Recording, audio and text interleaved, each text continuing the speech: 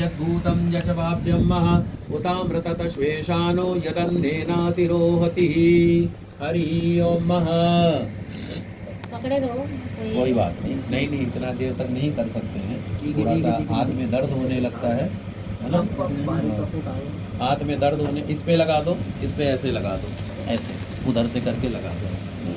बस, बहुत बढ़िया, बहुत बढ़िया। तो जो है भगवान विष्णु जी ने कहा ऐसा ही एक व्रत है जो आज मैं तुम लोगों को सुनाता हूँ। ऐसी कथा कि श्री सत्यनारायण भगवान का ये व्रत करना चाहिए। और ये व्रत जो है पूर्णमासी को भी कर सकते हैं, एकादशी को भी कर सकते हैं, संक्रांति को भी कर सकते हैं, या किसी भी समय कर सकते हैं। जब भी मन में ऐसा हो कि हमें भगवान की कथा करनी है, उसी समय कथा करो। मुहूर्त मत देखो, समय मत देखो। क्यों? क्योंकि कहा गया है काल करे सो आज कर, आज करे सो अब, पल में परलय होएगी, बहुरी करे गो कब। जो काम कल करना है वो काम आज करो, जो काम शाम को करना है वो काम अभी कर लो। क्यों? पल में परलय होएगी। हमें मालूम नहीं अगला पल कैसा है? हमें नहीं पता अगला पल कैसा आएगा। जब कोविड आया था, क्या किसी को पता था कि कोविड आएगा? नहीं पता था ना। और कोविड आया, अच्छे अच्छे लोगों को बहा ले गया, रुपया पैसा परिवार सब कुछ जो है छितर बितर हो गया। अपने लोग सबके चले गए, अधिकतर अपने बिछड़ गए। उसके बाद में कितना परेशानी हुआ, हर चीज़ से, तन मन धन से आदमी परेशान। तो कहने का अर्थ क्या है कि पल में परलय होएगी, पता नहीं अगला पल कैसा आए। इसीलिए जब भी मन में भावना हो भगवान का पूजन करना है, तुरंत कर डालो। जब भी मन में भावना हो हमें जो है कुछ दान पुण्य करना है, तुरंत कर डालो। जब भी मन में भावना हो हमें तीर्थ यात्रा करनी है, तुरंत कर डालो। मुहूर्त मत देखो। मुहूर्त देखो, एक काम में मुहूर्त देखो। किसी का खून करने जा रहे हो तब मुहूर्त देख लो, किसी का हाथ पैर तोड़ने जा रहे हो तब मुहूर्त देख लो, किसी का घर बर्बाद करने जा रहे हो तब मुहूर्त देख लो, किसी की शादी तोड़ने जा रहे हो तब मुहूर्त देख लो, किसी का मकान तोड़ने जा रहे हो तब मुहूर्त देख लो, कहीं कोई मंदिर मस्जिद तोड़ने जा रहे हो तब मुहूर्त देख लो, किसी को बर्बाद करने जा रहे हो तब मुहूर्त देख लो। और अपने मन में एक बार नहीं, 1000 बार नहीं, कई बार, हजारों बार सोचो कि इस काम को करने जा रहा हूँ, इसका क्या परिणाम होगा। समझ गए? आदमी को जब गुस्सा आता है तो गुस्से में आदमी कुछ नहीं देखता, सब कुछ जो है स्वाहा कर देता है। और गुस्सा क्षणिक भर का होता है। गुस्सा जो है थोड़ी देर होता है, लेकिन आदमी को भोगना पड़ता है पूरे जीवन भर। इसीलिए कभी भी कोई गलत काम करना हो 1000 बार सोचो, और जब कोई अच्छा काम करना हो तुरंत कर डालो, तब जीवन में लाभ ही लाभ होगा। जैसे लोग कहते हैं ना, पंडित जी हमें हवन कराना है, कथा कराना है, वास्तु पूजन कराना है, भागवत कराना है, राम कथा कराना है, हम कब करें? मैं तो कहता हूँ तुरंत करो, तुरंत करो। उसका रीजन भी है। एक तो हमारी बुद्धि स्थिर नहीं रहती। जैसे कि अभी आपके मन में आया कि हमें अच्छा काम करना चाहिए, 1 घंटे बाद कोई आपका रिश्तेदार, घर का पड़ोसी या घर का आदमी आपको बोल दे तो ढकोसला है, पाखंड है, ये सब कमाने खाने का झंझट है, कुछ नहीं है ये सब। और दूसरा कोई आकर के बोल दे क्या ज़रूरत है करने की, कोई आवश्यकता नहीं है, आपका मन भी खराब हो जाए, आपके मन में आ जाए चलो बाद में कर लेंगे, जो अभी सत्यनारायण भगवान की कथा में आएगा आगे, बाद में कर लेंगे, तो वो क्या है, बाद कभी नहीं होता है और आदमी शुभ कर्म से टलता चला जाता है। तो क्या करना चाहिए? हमें जो है शुभ काम को तुरंत कर देना चाहिए। हमारी बुद्धि स्थिर नहीं है। अभी जैसा हम सोच रहे हैं शाम को ऐसा नहीं सोचेंगे, शाम को हमारे मन में दूसरी बात आ जाएगी, कल दूसरी बात आ जाएगी, परसों दूसरी बात आ जाएगी। अभी आप लोग जो मेरे से पूछ रहे थे हमारे को कुछ उपाय बताओ, शाम को आप नहीं पूछोगे, कल भी नहीं पूछोगे और परसों तो पक्का ही नहीं पूछोगे, क्योंकि बुद्धि स्थिर नहीं है। अभी मन में उत्साह है, उमंग है, लेकिन उस टाइम उमंग नहीं रहेगा। ऐसे ही धन भी है। अभी जैसे आपकी जेब में पैसा है, बाद में पैसा हो ना हो कोई पता नहीं है, कोई पता नहीं है। और पैसे के बिना कोई शुभ काम नहीं है। अभी आपका शरीर स्वस्थ है, अच्छे से बैठ रहे हो, पता चले कल को या परसों या पहले बीमार हो गए, कर ही नहीं पाए पूजा, तो ना हमारा शरीर स्थिर है, ना हमारी बुद्धि स्थिर है, ना हमारा धन स्थिर है, ना ही हमारे विचार स्थिर है। इसीलिए कोई भी शुभ काम करना हो तुरंत करो, प्रतीक्षा मत करो। और कोई गलत काम करना हो 1000 बार सोचो, 10,000 बार सोचो, क्योंकि एक बार गलत काम कर दोगे जिंदगी भर भोगना पड़ेगा, जिंदगी भर भोगना पड़ेगा।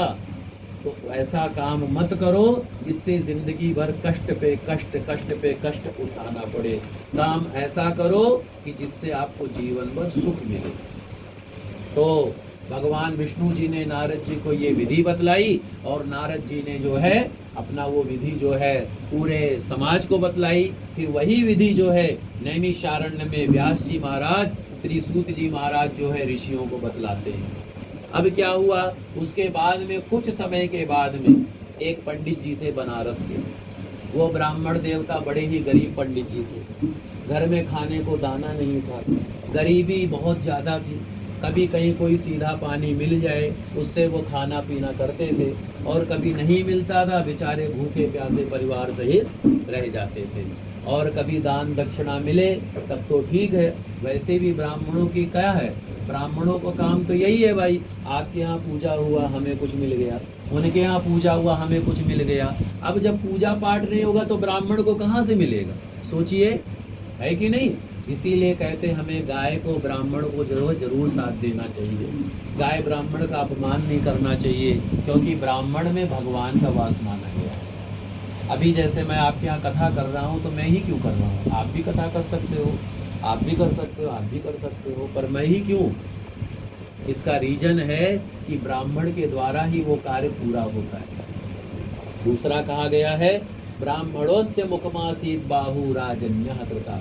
ब्राह्मण जो बोलता है ना वो भगवान की वाणी होती है, क्योंकि पंडित जो पैदा हुआ है ना भगवान के मुंह से पैदा हुआ है, इसीलिए पंडित से पूजा करानी चाहिए।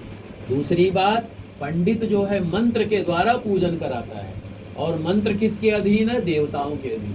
हमारे जो भगवान है ये पता है किस भाषा में बात करते हैं, जैसे हम लोग हिंदी में बात कर रहे हैं, भगवान संस्कृत में बात करते हैं। और संस्कृत किसको आता है, पंडित जी को आता है, तो पंडित जी के द्वारा ही भगवान का पूजन होता है। और दूसरी बात, पंडित जी जो है भगवान के मुंह से निकले हुए हैं, इसीलिए पंडित जी की वाणी जो है भगवान की वाणी मानी जाती है। तीसरी बात, पंडित जी को इस धरती का भू देवता कहा जाता है, यानी कि आपने साक्षात भगवान का दर्शन नहीं किया, सत्यनारायण भगवान का आपने साक्षात दर्शन नहीं किया है, ब्राह्मण का दर्शन कर लिया, पंडित जी का दर्शन कर लिया, ये मान लो हमने भगवान का साक्षात दर्शन कर लिया। क्योंकि भगवान ने ब्राह्मण को भू देवता कहा गया है, इस धरती का जो देवता है वो ब्राह्मण है, और ब्राह्मण का भजन पूजन करने से, ब्राह्मण का सत्कार करने से, ब्राह्मण का मान करने से, ब्राह्मण का सम्मान करने से भगवान का आशीर्वाद प्राप्त होता है। इसलिए ब्राह्मण के द्वारा पूजन कराया जाता है।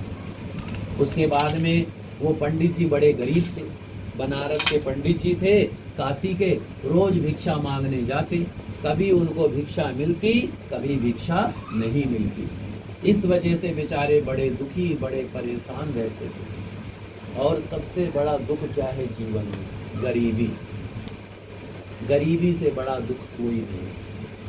आदमी जैसे तैसे तो व्यवस्था कर लेता है, लेकिन जब अपने भूखे प्यासे बच्चों को देखता है, अपने बच्चों को बिलबिलाते हुए देखता है, तड़पते हुए देखता है, कपड़े के लिए, पैसे के लिए, कुछ खाने पीने के लिए, वो कहता तो नहीं है, लेकिन मन ही मन वो बहुत रोता है कि मैं अपने बच्चे को वो खुशी नहीं दे पा रहा, वो कपड़े नहीं पहना पा रहा हूँ, वो चीज़ नहीं खिला पा रहा हूँ। जैसे आप कहें तो मेरे को पिज्ज़ा खाना है, पिज्ज़ा कितने का आता है, 200-250 रुपए का। मैं कह दूँ बेटा, मेरे को पता है कि मेरे बेटे का पिज्ज़ा खाने का मन है, लेकिन मैं झूठ कहता हूँ बेटा पिज्ज़ा खराब होता है, क्योंकि पैसे नहीं दे दूँगा, कहाँ से खिलाऊंगा। बेटा कभी कहते छोले भटूरे खाने, बेटी कह दे, या कभी मेरे को यहाँ घूमने चलना है, घूमने के लिए नहीं जा सकते।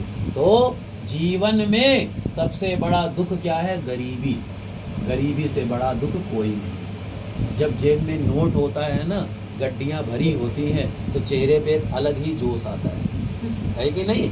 एक अलग ही वो आता है। और जब जेब में नोट नहीं होता तो चेहरा मुरझाया हुआ रहता है, हाँ, दुखी रहता है मन, कहाँ से लाऊं पैसे। लड़ाई भी खूब होती है, परेशानी भी खूब होती है।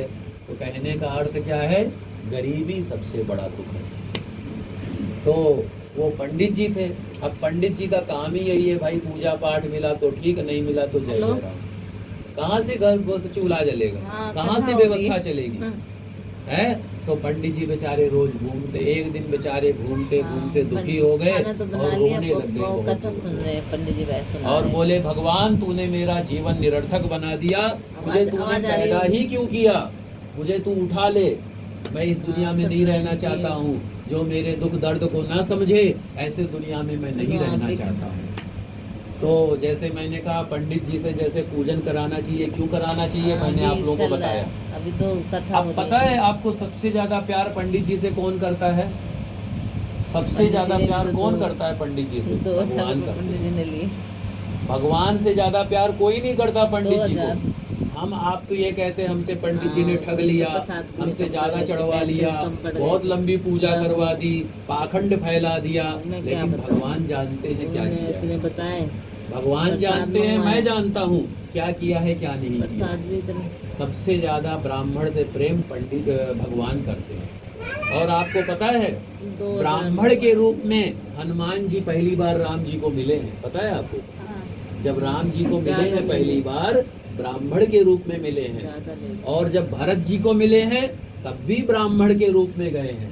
और जब समुद्र देव से भगवान श्री राम ने प्रार्थना किया था कि हमें रास्ता दे दो लंका जाने के लिए, तब जो है समुद्र देवता नहीं आया था 3 दिनों तक। फिर जब भगवान राम ने अग्नि का बाण चढ़ाया कि सारा समुद्र सुखा दूंगा, तब जो है समुद्र डरता डरता ब्राह्मण के वेश में आया। और जब कृष्ण भगवान और भीम जरासंध से युद्ध करने के लिए गए थे, ब्राह्मण की वेशभूषा में गए थे। समझ गए? तो ब्राह्मण की इतनी महिमा है।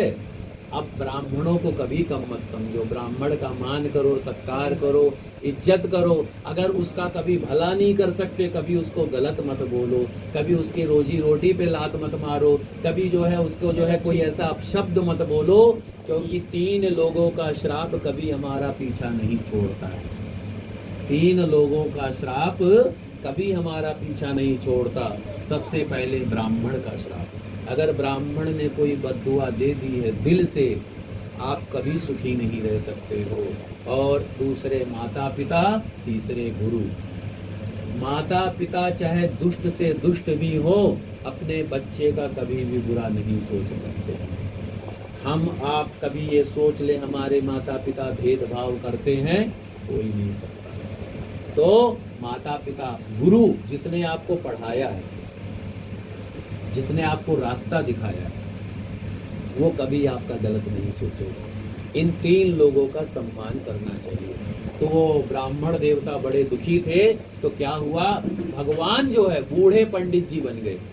और बूढ़े पंडित जी बन करके ब्राह्मण देवता के पास गए, बोले आप क्यों दुखी हो?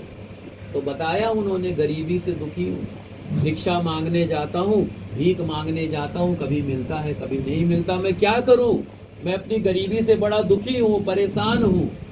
तो भगवान ने कहा, ब्राह्मण देवता आप बिल्कुल भी दुखी ना हो। आपको मैं एक ऐसा पूजन बताने जा रहा हूँ, जैसे मैं कह रहा था आपको मैं ऐसा उपाय बताऊंगा, ऐसे ही भगवान कह रहे हैं मैं ऐसा उपाय बताऊंगा जिससे आपकी गरीबी धीरे धीरे खत्म हो जाएगी। तो जो है भगवान ने वो ब्राह्मण देवता को सत्यनारायण व्रत की कथा की विधि बतलाई। बोले कि श्री सत्यनारायण भगवान की कथा जो है संध्या काल के समय अपने रिश्तेदारों, भाई बंधुओं सबको बुलाए और भगवान की कथा को श्रवण करे। भगवान की सामग्री में दूध, दही, घी, पंजीरी का प्रसाद, फल, केला और मिष्ठान आदि का भोग लगाए और तुलसी पत्र का भोग लगाए और उसके बाद में प्रसाद ग्रहण करे। रात्रि में मेरे नाम का कीर्तन करे। ऐसा करता है व्यक्ति तो उसके सारे कष्ट खत्म हो जाते हैं। तो ब्राह्मण को व्रत की विधि बतला करके वो बूढ़े ब्राह्मण जो सत्यनारायण भगवान है वो अंतर ध्यान हो गए। उसके बाद में वो पंडित जी ने सोचा, जो गरीब पंडित जी हैं, कि जो मेरे को बूढ़े पंडित जी ने जो कथा बतलाई है, जो उपाय बतलाया है, मैं उसको जरूर करूंगा। ऐसा सोचते सोचते वो घर पर आए और घर पर आ करके उनको रात में नींद नहीं आई। जब हमारे मन में कोई बातें खलबली मचाती है ना, तो हमें नींद नहीं आती। जब हमारे मन में कोई चीज रहती है ना कि हमें ये काम करना है, जैसे आपको सुबह 5 बजे की ट्रेन पकड़नी हो, तो आप सोओगे है ना, 3 ही बजे उठ जाओगे, 2 ही बजे उठ जाओगे कि जल्दी लेट ना हो जाए ये वो। ऐसे ही वो पंडित जी के मन में आया कि हमें कल भगवान की कथा करनी है। वो आकर के अपने पंडितानी जी से बोले कि हमको किसी बूढ़े पंडित जी ने बताया है कि कथा करनी है। तो बोले हमारे पास तो फूटी कौड़ी भी नहीं है, अन्न का कोई दाना नहीं है, कहाँ से मैं कथा कर पाऊंगा, कहाँ से करेंगे। तो बोले कि ऐसा है, कल मैं जाऊंगा भिक्षा मांगने, कल मैं जाऊंगा सीधा मांगने के लिए, घर घर जाऊंगा सीधा मांगने, जो भी मुझको सीधा पानी मिलेगा उसी से भगवान का पूजन करूंगा। ऐसा जो है, जब सुबह हुआ, नहा धो करके भगवान का पूजन पाठ करके वो गए हैं भिक्षा मांगने के लिए। अब क्या है, देखो जीवन में जब आपके सुख आने वाला होता है ना, तो भगवान कुछ ना कुछ ऐसी चीजें बना देते हैं कि वो चीजें आ जाती हैं, समझ गए। और जब दुख आने वाला होता है तो कोई ना कोई कारण ऐसा बना देते हैं। तो क्या हुआ कि भगवान जब वो गए भिक्षा मांगने, भगवान कृपा से उनको बहुत अच्छा धन मिल गया, बहुत अच्छा उनको सीधा पानी मिल गया। आए, उन्होंने भगवान का पूजन किया और पूजन करने के बाद में धीरे धीरे धीरे धीरे उनकी गरीबी दूर हो गई। और गरीबी दूर हो गई और उसके बाद में वो बड़े ही प्रसन्न चित्त से हर महीने भगवान की कथा कराने लग गए। हर पूर्णमासी को जो है भगवान की कथा कराने लग गए। इससे उनकी सारी गरीबी, सारी परेशानी दूर हो गई। एक बार वो कथा कर रहे थे तो एक लकड़ी बेचने वाला आया। जैसे आप लोग कथा सुन रहे हैं, ऐसे क्या होता है, गांव घर में जब कथा होती काफ़ी लोगों की भीड़ लग जाती है। यहाँ तो छोटे छोटे घर हैं, तो यहाँ तो आदमी थोड़ा सा उस हिसाब से रहता है कि भैया आप जितना है उसी हिसाब से। लेकिन गांव घर में बड़ा, हाँ गांव घर में बड़ा सा आंगन होता है और बढ़िया सा सब कुछ व्यवस्था होती है, सब हाँ आ जाते सब के सब। हाँ, तो ऐसे ही जो है कथा में सबको आना चाहिए। और मैं प्रयास करूंगा आपके यहाँ मैं जरूर कथा में चलूंगा। देखो भगवान जब कराने वाले हैं, ये तो सब इनकी इच्छा है। तो क्या कहते हैं, वो आया, कथा सुन रहा था, तो उसने जाकर के ब्राह्मण से पूछा कि पंडित जी आप ये क्या कर रहे हो, ये जो आप पूजन कर रहे हो ये कौन सा पूजन कर रहे हो, और इस पूजन को करने से क्या होता है, कृपा करके मुझसे कहो। तब पंडित जी ने व्रत की सारी विधि बतलाई उस लकड़ी बेचने वाले को और बोला कि ऐसे ऐसे पूजन करो। तो लकड़हारा जो लकड़ी बेचने वाला था वो बोला, पंडित जी मैं भी बहुत गरीब आदमी हूँ, मेरी लकड़ियाँ कभी बिकती नहीं है, कभी बिकती हैं तो मैं भी बड़े मतलब कि बड़े ही दुखी से अपना जीवन बिता रहा हूँ, तो कोई उपाय बताओ। तो वही पंडित जी ने बताया जिससे वो अमीर हुए थे। ऐसा ही उन्होंने बताया कि ये काम करोगे आपको भगवान धन संपत्ति खूब देंगे। अच्छा, जब आपके जीवन में धन संपत्ति आने वाली होगी ना, यह बात नोट कर लेना आप लोग, जब आपके जीवन में सुख आने वाला होगा ना, आपका दिमाग बहुत बढ़िया हो जाएगा। सच बता रहा हूँ, आप लोगों की बुद्धि बड़ी अच्छी हो जाएगी, भगवान के काम में लगेगी, किसी को जो है बनाने में लगेगी, सब कुछ जो है अच्छा करने में लगेगी। तब जान लेना कि आपके जीवन में सुख आने वाला है, ये समझ लेना। तो जो है ऐसी ही लकड़हारे के साथ हुआ, वो भी लकड़ी बेचने गया तो भगवान ने चुपके से, जब कृपा करते हैं भगवान तो जो है छप्पर फाड़ करके भी धन प्रदान कर देते हैं। इतना धन देते हैं आदमी संभाल नहीं सकता है, और जब लेने को आते हैं तो पाई पाई को मोहताज कर देते हैं। जैसे कोविड के टाइम पे पैसा तो पानी के तरीके से बहा, अपनों के लोग बिछड़ गए और कितनी परेशानियां हुई, कितने कष्ट हुए, लाखों लाख करोड़ों करोड़ रुपया बर्बाद हो गया, जीवन बर्बाद हो गया, सब कुछ खत्म हो गया। तो कहने का अर्थ क्या है, क्यों खत्म हुआ आप लोगों को पता था? आप लोग जो निरीह पशुओं की जान लेते हैं, उनकी जो बद्दुआएं लगती हैं, उनकी जो हाय लगती है, वही हमारे को कष्ट देती है। जैसे कि ताकतवर को कोई नहीं मार सकता, लोग कहते हैं बलि चढ़ाओ, माता काली की बलि चढ़ाओ, काली माता का पूजन कर रहे हो, बकरे की बलि चढ़ेगी। कोई बच्चा पैदा हुआ है, भेड़ की बलि चढ़ेगी। अरे एक बार अपनी भी तो बलि चढ़ा के देखो कैसा लगता है। कोई निरीह पशु है जिसको जो है ताकत नहीं है जिसके शरीर में, उसको पकड़ के बलि चढ़ा देते हो, 4-5 जने पकड़ करके खा लेते हो। शेर की बलि चढ़ा के दिखाओ, शेर की बलि चढ़ा के दिखाओ, शेर आपकी बलि चढ़ाएगा अच्छी तरीके से। इंसान क्या करता है, जो ताकत नहीं है उसको सताता है कि नहीं। जैसे घर में है, किसी की बीवी बहुत सीधी सादी अच्छी है, उसके ऊपर धौंस जमाता है, हाँ है। और किसी का पति बहुत सीधा साधा है, पत्नी उसके ऊपर हावी हो जाती है। और बच्चों का है, समझ गए, बच्चों का ऐसे है। यानी कि आदमी ताकत कहाँ दिखाता है, जहाँ जो उसके पास ताकत ना हो। अब जैसे जो है कोठी कहने नहीं, जैसे धनिक लोग होते हैं, रिक्शे वाले को, रेड़ी वाले को, सब्जी वाले को, फल वाले को, इसको चपेट लगा देते हैं। अपने बराबर वाले को चपेट लगाओ तब पता चलेगा। अपने बराबर वाले को एक हाथ तो लगाओ, वो टक्कर मार के बैठेगा, तुम एक गाली दोगे 50 गाली देने को तैयार है। क्यों? क्योंकि वो तुम्हारे बराबर का है। और आदमी क्या करता है, अपने से कमजोर लोगों को सताता है, अपने से कमजोर लोगों को मारता है, अपने से कमजोर लोगों को दुखी करता है। तो जो उसका दुख होता है, उसका दुख असह्य होता है, उसके दुख का कोई सीमा नहीं होती। वो दुख हमें करोड़ों करोड़ों जन्म लेकर के भोगना पड़ता है।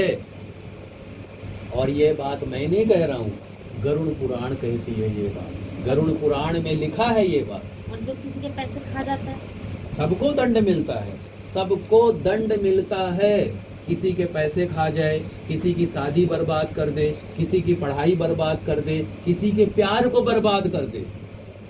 कोई सच्चे दिल से प्यार करता हो, उसके प्यार को तोड़वा दे जा करके, किसी का घर बर्बाद कर दे, किसी का घर तोड़वा दे, किसी की रोजी रोटी छीन ले, किसी की बलि चढ़ा दे। हर एक का दंड इस जीवन में सबको भोगना पड़ता है।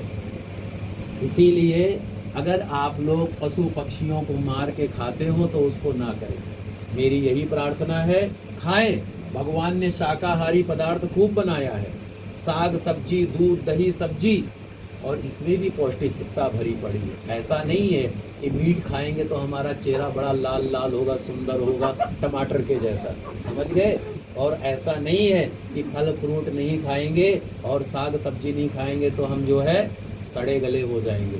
साग सब्जी में बहुत ताकत है, दूध फल सब्जी में बहुत ताकत है। पर मीट मछली खा के लोग कहते हैं हम बड़े सुंदर हष्ट पुष्ट तगड़े। कितने जीवों की बलि, हमारे पेट में कब्रिस्तान बसता है, शमशान घाट हमारे पेट में रहता है।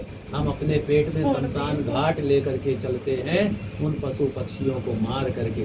तो जितनी आहें होती हैं, जितनी बद्दुआएं होती हैं, वो बद्दुआएं आपके परिवार के रूप में, आपके कामकाज के रूप में, आपके समाज के रूप में, आपके जीवन के रूप में कहीं न कहीं वो चीज़ें परिणाम दिखाती हैं। भगवान ने कभी भी किसी भी जगह कहीं पर भी ये नहीं कहा है किसी जीव की बलि चढ़ाओ, कभी नहीं कहा है तुम अपने बेटे के जन्म के लिए, अपने बच्चों के जन्म के लिए, अपने कार्य की सिद्धि के लिए जीव जंतु पशु पक्षियों की बलि चढ़ाओ।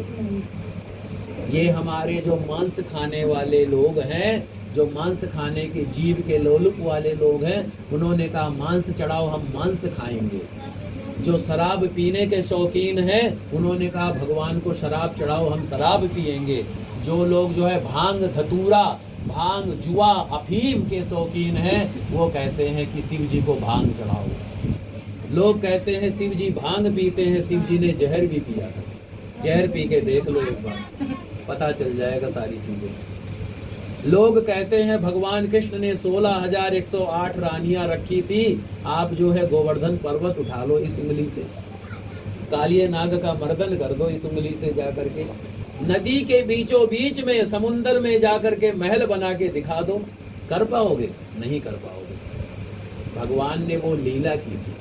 भगवान शिव जी का महीना चल रहा है, सावन का महीना चल रहा है, सावन के महीने में भगवान शिव जी को चढ़ाओ तो पुष्प चढ़ाओ, अक्षत चढ़ाओ, शक्कर चढ़ाओ, घी चढ़ाओ, शहद चढ़ाओ, पर कभी भी भगवान को जो है नशे की चीज मत चढ़ाओ।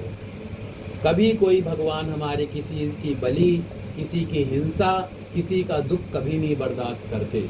आप लोग कोई अगर करवा चौथ का व्रत रखते हो अपने पति की दीर्घायु के लिए, साल में एक बार बहुत बढ़िया सा अच्छा सा स्वरूप धारण किया अच्छे से बन करके, और उस दिन पति का चरण स्पर्श भी करते हैं, पति का पैर छूते हैं, आरती उतारते, बाकी दिन क्या करते हैं? बाकी दिन क्या करते हैं? नहीं, हम बाकी दिन भी करते हैं।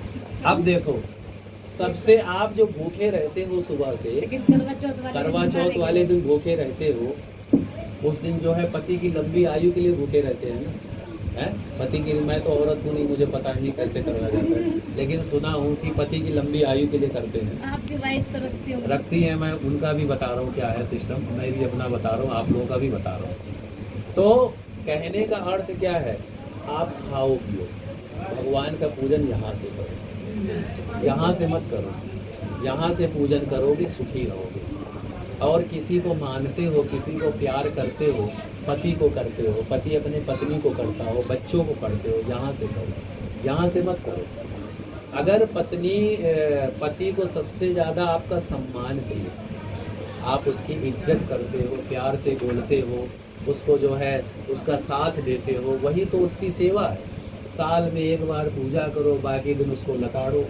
ऐसे माता पिता, अब आजकल इंग्लिश में हो गया Father's Day, Mother's Day, grandfather's Day, और काफ़ी डे हो गया है। इसका डे का क्यों हो गया है?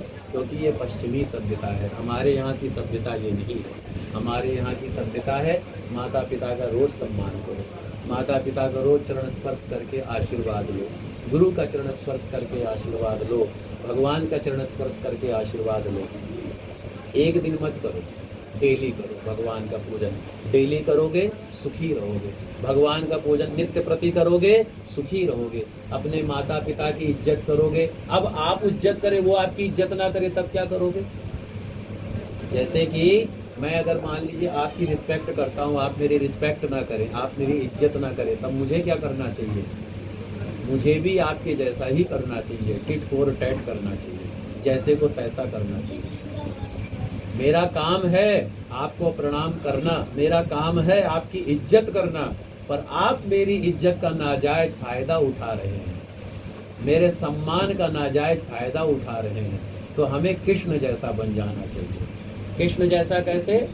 जब कृष्ण जी ने महाभारत का युद्ध नियम रखा था कि भैया ऐसे नियम से युद्ध करना है, तो जब अभिमन्यु को सबने घेर के मारा था, छोटे से बालक को, तो भगवान कृष्ण ने कहा, क्या कहा? टिट फॉर टैट, जैसे को तैसा। जब दुर्योधन को मारा गया, कैसे मारा गया? छल से मारा गया। कर्ण को मारा गया, कैसे मारा गया? छल से मारा गया। ऐसे ही शुरुआत किसने की? सामने वाले ने की। तो भगवान ने कहा ठीक है, और अगर ऐसा नहीं होता तो भगवान विष्णु जी अपने हाथ में चक्र धारण किए हैं, क्यों रखते हैं? हनुमान जी अपने हाथ में गदा लिए हुए हैं, क्यों रखते? भगवान शिव जी त्रिशूल लिए हुए हैं, क्यों रखते? माता शेरा वाली त्रिशूल चक्र ये रखे हुए हैं, क्यों रखते? हमारे सभी देवता क्यों? याचना नहीं अब रण होगा, जीवन जया की मरण होगा। यानी कि जब सीधे उंगली से घी ना निकले तो टेढ़ी उंगली कर लेने में बुराई नहीं है।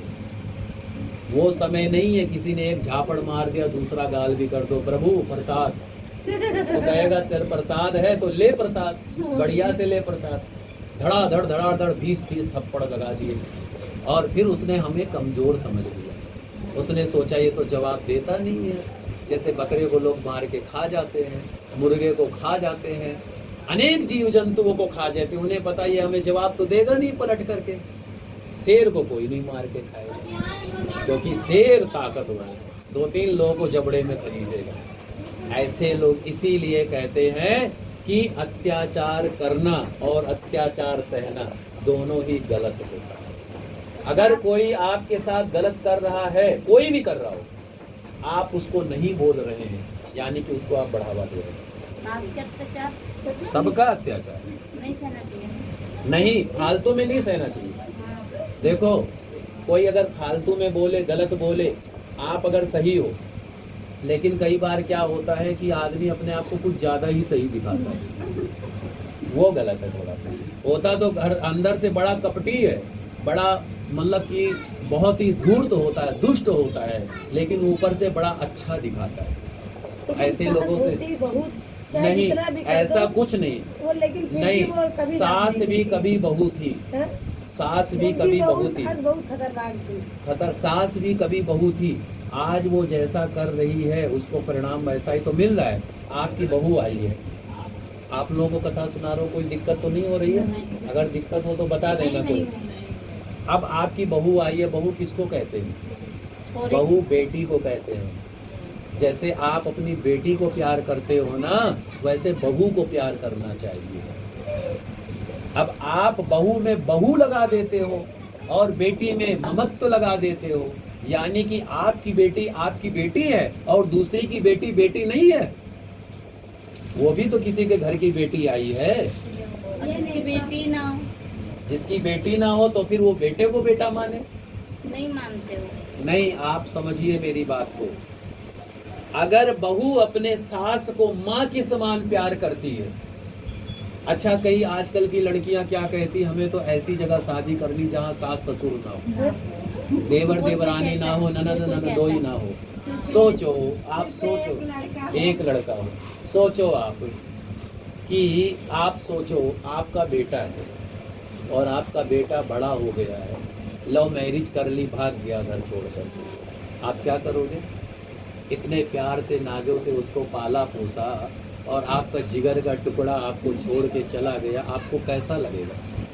ऐसे ही जो आपकी सास का जो लड़का है वो आपका पति है, उसकी भी तो ममता है, मेरा बेटा है, मैंने पाल पोस के बड़ा किया है। अच्छा, दूसरी बात उन लड़कियों के लिए मैसेज है कि जो लड़कियां कहती हैं कि मैं ऐसी जगह शादी करना चाहती हूँ जहाँ सास ससुर ना हो, देवर देवरानी ना हो, ननद ननदोई ना हो, तो जहाँ पर परिवार नहीं होगा वहाँ पर क्या होगा?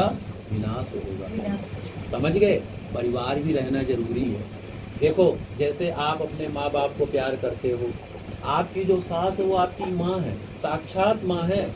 वो माँ जिसने जन्म दिया और एक माँ जिसके साथ हमको जो है रहने का सौभाग्य मिला।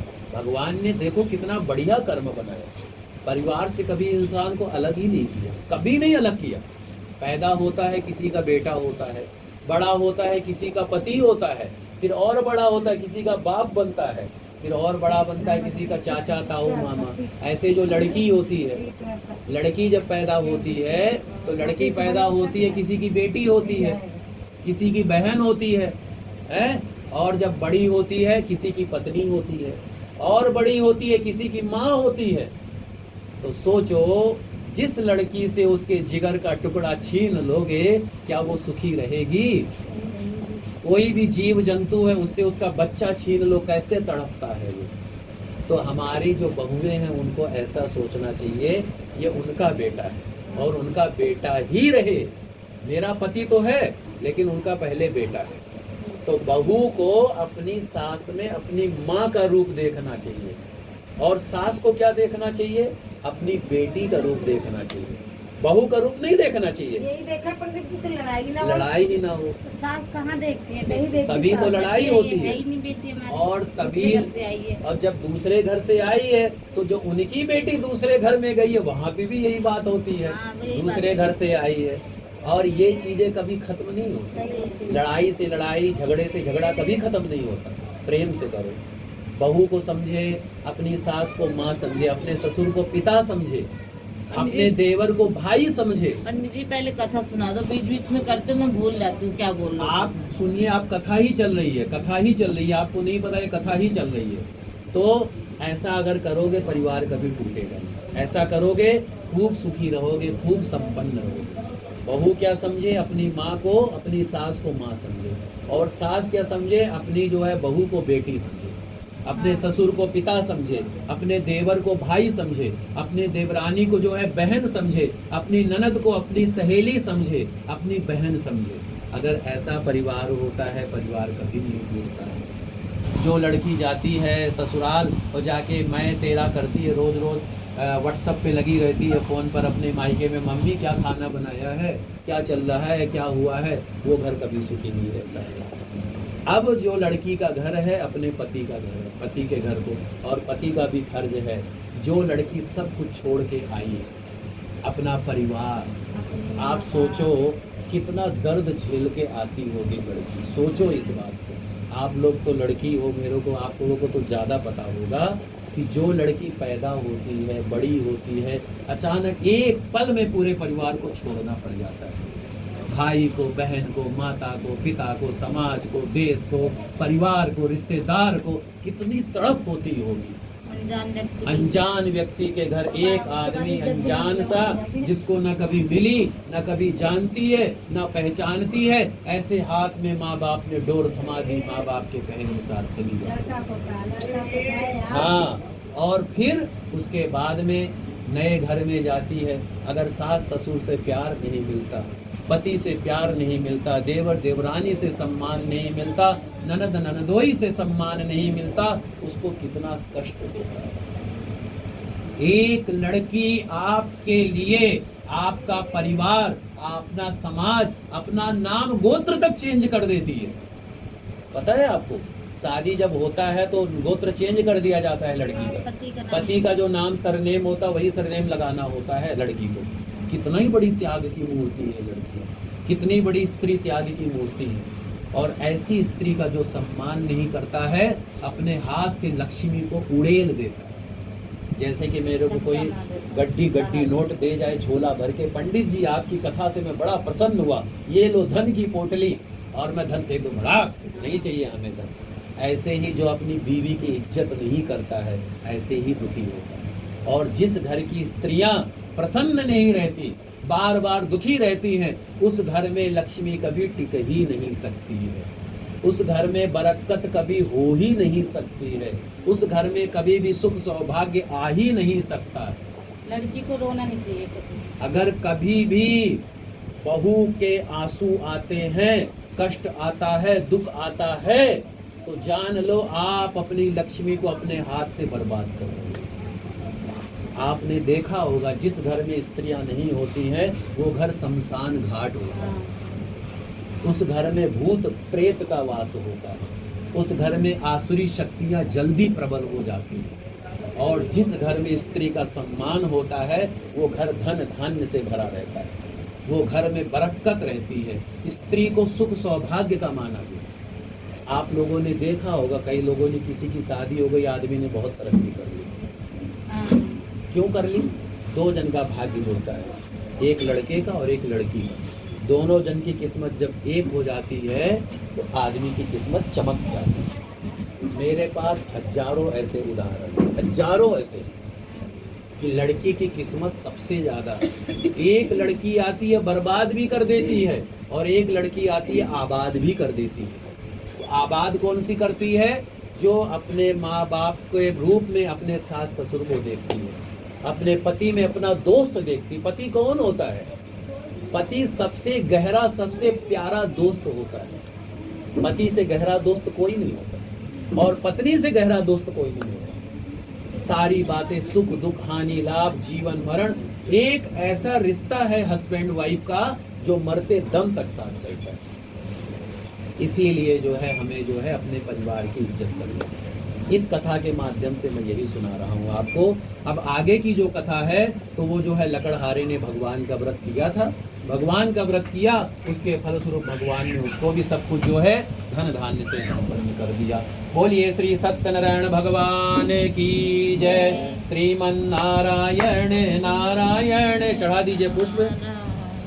भजमन नारायण नारायण नारायण, लक्ष्मी नारायण नारायण आयण, सत्य नारायण नारायण नारायण, श्रीमन नारायण नारायण।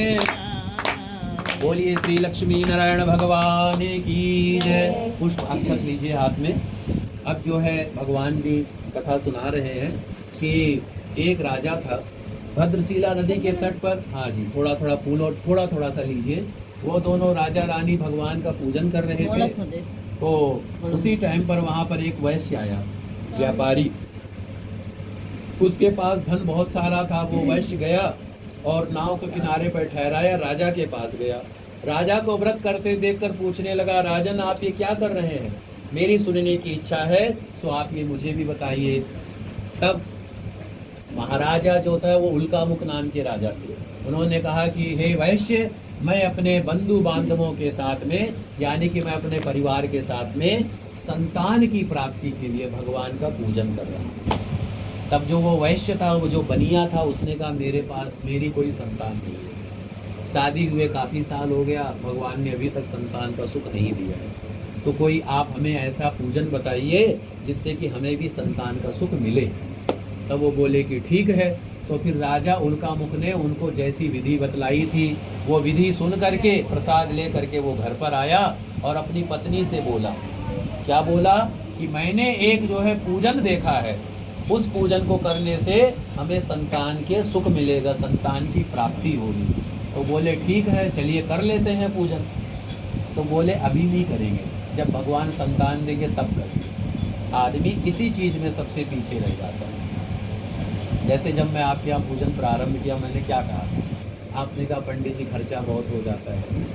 आदमी जब भगवान का कोई काम करता तो खर्चा देखता है, जब हिजड़े आते हैं तब खर्चा नहीं देखता, जब शराब पीने जाता है तब खर्चा नहीं देखता है, जब मीट मछली खाता तब खर्चा नहीं देखता है। ना मैं मीट मछली खाती, ना नहीं, आपको मैं नहीं कह रहा हूँ, ना मैं हिजड़ों को देती, आपको मैं नहीं कह रहा हूँ। और दूसरी बात, जब कोई गलत काम करता है, ना कोई गलत काम नहीं करता, सुनिए, तब जो है पैसे को नहीं देता। भगवान का नाम सुनिए, सुन तो लो। शादी ब्याह करता है, शादी ब्याह में कितना खर्चा होता है, नामकरण होता है, कितना खर्चा, लेकिन जब कोई अच्छा काम करेगा सोचेगा मेरे पास पैसा है, मेरे पास नहीं, ऐसा कहता है आदमी। और क्या कहता है, भगवान से मनौती मांगता है कि हे भगवान, मेरी जब कामना पूरी होगी तब मैं आपका पूजन करूंगा। ऐसे हम लोग सब लोग, आओ बेटा, बिटिया है आपकी, अरे आ जाओ बिटिया, आ जाओ, बैठो। तो कहने का अर्थ क्या है कि जब जो है कहता है, तो उसने क्या कहा कि भगवान जब मेरे को संतान दोगे तब मैं आपका पूजन करूंगा। बोले ठीक है, भगवान ने उसको संतान दे दिया, तो संतान के रूप में कन्या रत्न की प्राप्ति हुई। अब जब कन्या का जन्म हो गया तो नामकरण हो गया, और नाम क्या रखा गया, कलावती। नामकरण हो गया, लेकिन नामकरण में वो भगवान का पूजन करना भूल गया। तब उसकी पत्नी ने कहा, लीलावती ने, कि आपने तो कहा था कि मैं भगवान का पूजन करूंगा जब भगवान हमें संतान देंगे, तब हमें भगवान ने संतान दिया है, अब हम पूजन करते हैं। मेरा अर्थ ये था जो मैं आपको कह रहा था, जो आदमी गलत कामों में खर्च करता है, जैसे कि आप भगवान से कोई कसम लगा लेते हो, कहते मेरा ये काम होगा तो मैं इतना इतना ये काम करूंगी, और भगवान आप मेरी मनोकामना पूरी कर दोगे तो आपको इतना प्रसाद चढ़ाऊंगी, आपकी कथा कराऊंगी, आपका यज्ञ कराऊंगी, ऐसे बोलते हैं। लेकिन कभी हमारे मन में ये नहीं आता, भगवान हमें कुछ नहीं चाहिए आपसे, हमें तो आपका प्यार चाहिए, आपका आशीर्वाद चाहिए। हम में से कितने लोग ऐसे हैं जो भगवान का पूजन करते हैं, भगवान से भगवान को मांगते हैं? है कोई है? आप जब भगवान का पूजन करती हैं, कुछ मांगती हैं भगवान से? मांगते, आप मांगते हैं कि नहीं मांगते? मांगते हैं, आप भी मांगते हैं, बिटिया आप भी मांगती हो, आप मांगती हैं, आप मांगते हैं? वाह, बहुत कम ऐसा हो सकता है कि आप भगवान का कोई कथा भागवत करें, आपकी कोई कामना ना हो, बहुत कम ऐसा होता है। हर आदमी को कोई ना कोई कामना होती है। जैसे पूजन कर रहे हो, प्रार्थना करोगे भगवान मेरा काम धंधा सही कर दो, मेरे बच्चों की पढ़ाई अच्छी सी कर दो, मेरे बच्चे की नौकरी लगवा दो, मेरा मकान बनवा दो, तो भगवान से हर कोई कामना लगाता है। तो भगवान से प्यार कहाँ किया किसी ने नहीं किया प्यार। मैंने तो कोई कामना ही नहीं करी, ऐसे ही कथा करवाई। ये तो भगवान की बहुत बड़ी कृपा है। फिर तो कौन सी कामना करिए बताओ? कुछ नहीं मांगा। ये भगवान की बहुत बड़ी कृपा है।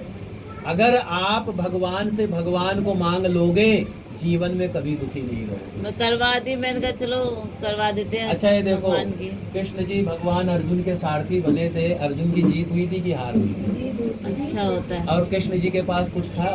कुछ नहीं, ना सेना थी ना कुछ था। कुछ नहीं, सारी सेना दुर्योधन को दे दी थी, है? सब कुछ दुर्योधन को दे दिया था।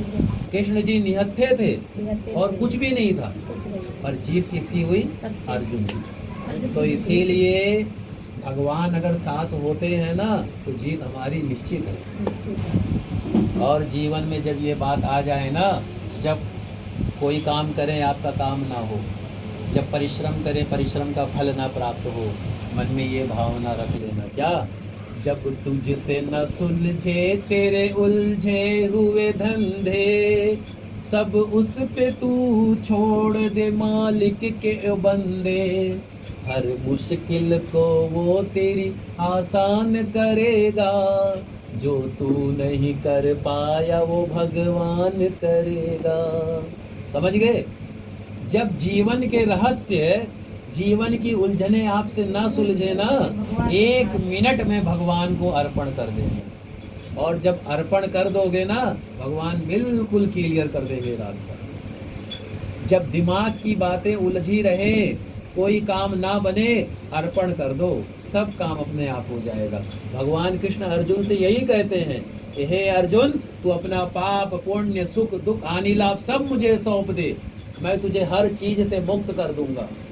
अब आपको बताऊं, जो आप लोग कथा सुन रहे हैं, रियल में जो सच्चाई है, इससे आपको कोई पुण्य नहीं मिलने वाला। आपको मैं सच बता रहा हूँ, कोई पुण्य नहीं मिलने वाला, ना ही इससे कोई पाप मिलने वाला है। आप कहोगे पंडित जी जब कोई पुण्य नहीं मिलेगा तो भगवान का पूजन क्यों करें? है? नहीं, अब दिमाग की शांति अब आ गई ना, कामना आ गई ना। लेकिन अब मैं आपको इसका रहस्य बताने जा रहा हूँ। जैसे हम सब लोग कहते हैं ना, किसी का हम पूजन करने गए, हमारे साथ नुकसान हो गया, तीर्थ यात्रा में गए कुछ गलत हो गया या कुछ, उसके लिए बता रहा हूँ।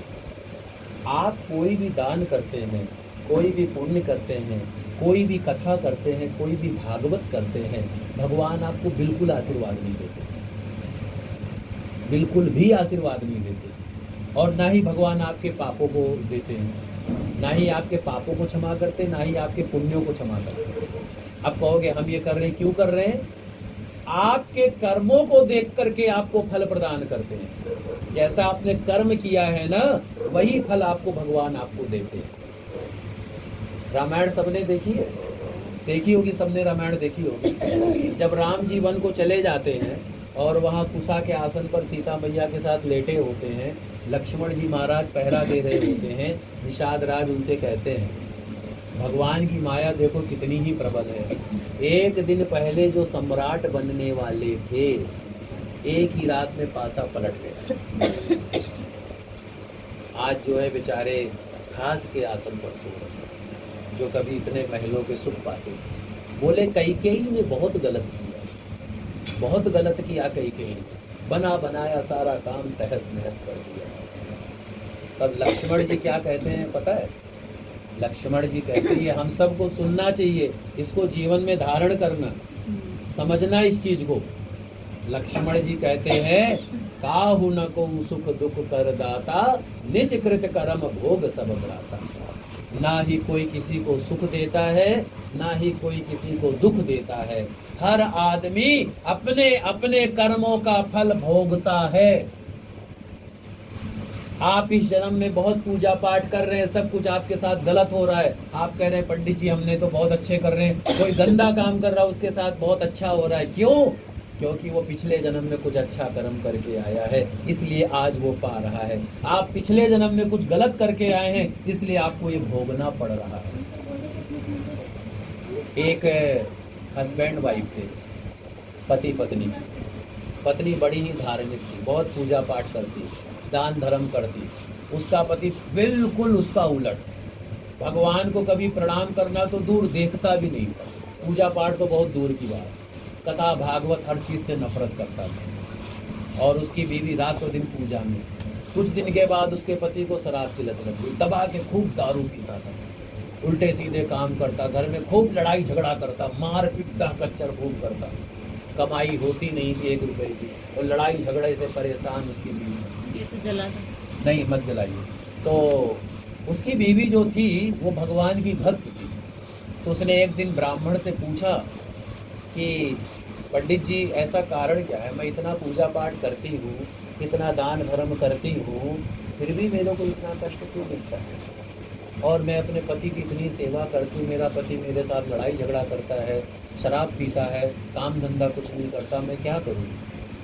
तब उसका वो जो है पंडित जी टालते रहे, लेकिन उसने कोई जिद पकड़ ली। पंडित जी आज मुझे इसका उपाय बताओ, मैं तंग आ गई हूँ अपने घर के कलह क्लेश। तब पंडित जी ने कहा मैं तुझे बताने तो जा रहा हूँ पर तू बुरा मत मानिए। बोले नहीं। बोले जो तेरा पति है ना, तेरे को शराब पी के मारता पीटता है, लड़ाई झगड़ा करता है, ये पति तेरा पिछले जन्म का सौतेला बेटा है। तो इसको पिछले जन्म में भूखा प्यासा रखती थी, मारती पीटती थी, प्यार नहीं करती थी, इसको दुख देती थी, कष्ट देती थी।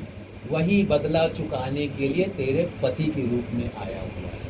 और जितना तूने उसको मारा है, जितना तूने इसको कष्ट पहुंचाया है, वो सारा बदला लेगा तेरे से। तू जितना भी पूजा पाठ कर ले कोई फायदा नहीं होगा। समझ गए।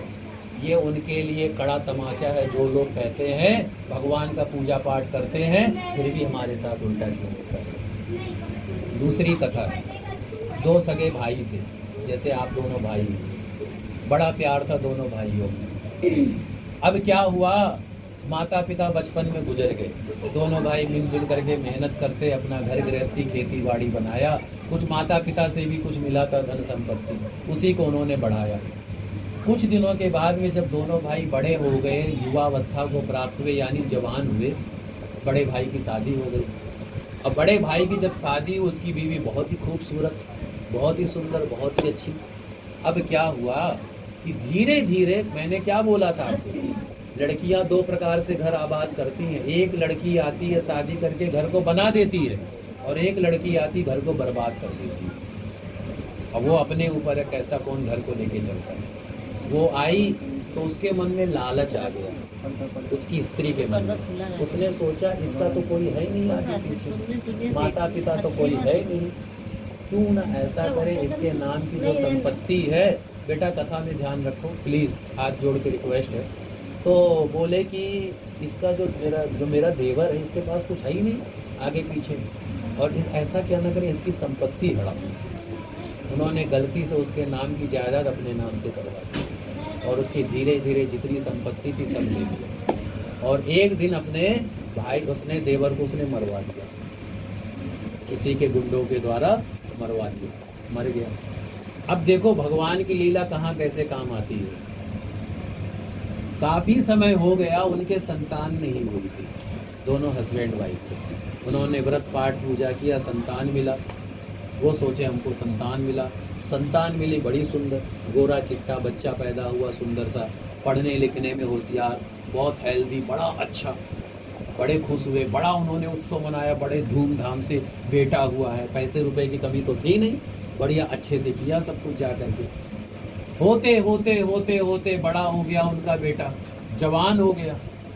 जब जवान हुआ, भगवान की प्रेरणा से अचानक उसको एक बीमारी लग गई, और ऐसी बीमारी लगी, ऐसी बीमारी लगी, ऐसी बीमारी लगी, इलाज करा करा के परेशान, दुखी, चारों तरफ नीम हकीम साधु संत ब्राह्मण सब जगह घूम घूम के परेशान, बच्चा ही सही नहीं हुआ। ऐसा बीमार पड़ा, बिल्कुल ककड़ी जैसा हो गया, बिल्कुल सुकड़ा सुकड़ा सा, बिल्कुल सूखा सूखा सा, ना कुछ खाए ना पिए, चारपाई पे पड़ा हुआ कराहता रहे, तड़पता रहे। तो वो दोनों जो है पति पत्नी रोए कि हमने पता नहीं क्या ऐसा कर्म किया था।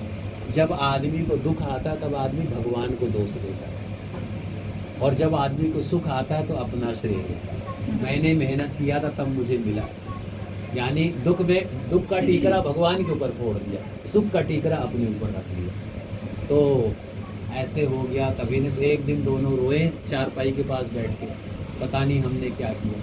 तो उसका जो बेटा था कराता कराता बोला भैया, बोले भैया, बोले तू तो मेरा बेटा है, तो मेरा भाई कैसे हो गया। तो उसकी बीवी को बोला भाभी, बोले भाभी तू तो मेरा बेटा है, तो मैं तो तेरी माँ हुई, भाभी कैसे हो गई। तब उसने कराते कराते बोला भैया मुझे पहचाना नहीं। बोले नहीं। बोले मैं आपको वही भाई हूँ जो आपने मेरे साथ गलत किया था ना, मेरी संपत्ति हड़प ली थी, मेरे साथ मेरे को मरवा दिया था। तो जो मेरे नाम की संपत्ति थी ना, उसको मैं भोगने के लिए आया हूँ। कैसे लेने और जितनी मेरे नाम की संपत्ति थी वो सारी मैंने भोग ली है, यानी मैंने वो सारा खर्चा करवा दिया इलाज के नाम पे, नीम हकीम के नाम पे, कहीं ना कहीं अब मेरा हिसाब बराबर, अब मैं जा रहा हूँ, ऐसा कह के वो वहीं उसने प्राण छोड़ दिया।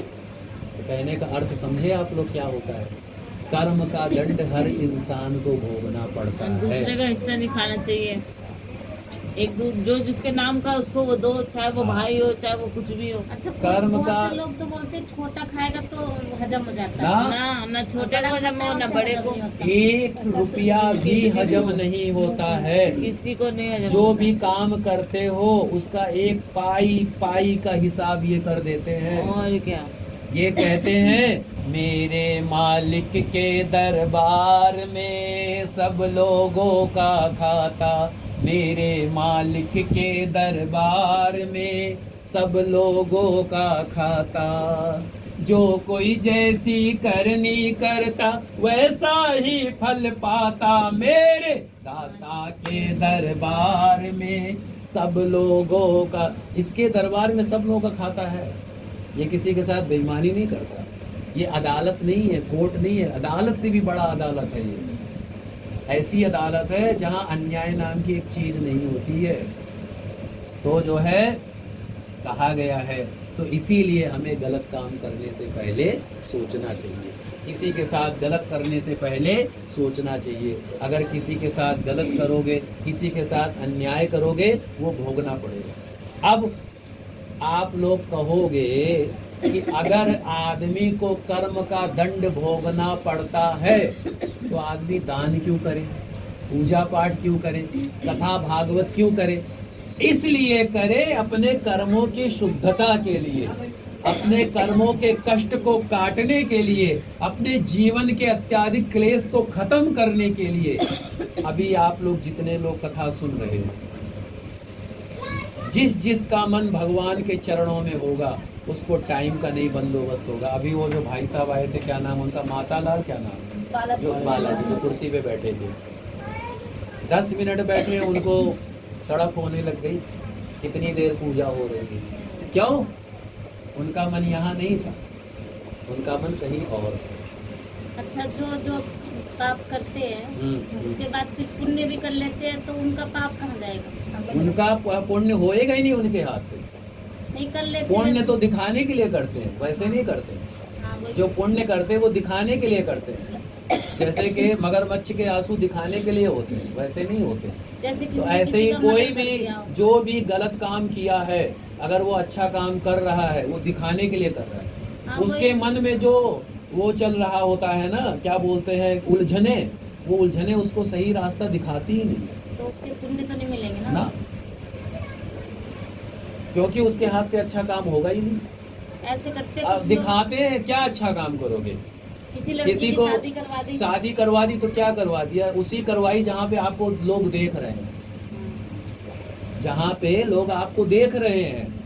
दान करने का पुण्य होता है गुप्त दान करो, पता ना चले दूसरे को भी, और आप भूल जाओ। और दान करते वक्त हमारी नजरें नीचे रहनी चाहिए, सामने नहीं देखना चाहिए। समझ गए? क्यों? क्योंकि दान जब दे रहे हो, जो ले रहा है अगर सामने देखोगे वो दयाहीन हो जाएगा, उसको दया आएगी, उसको अपने आप में वो होगा, एक तड़फ होगी कि मैं कितना गरीब हूँ, कितना परेशान हूँ, इनके हाथ से दान ले रहा हूँ।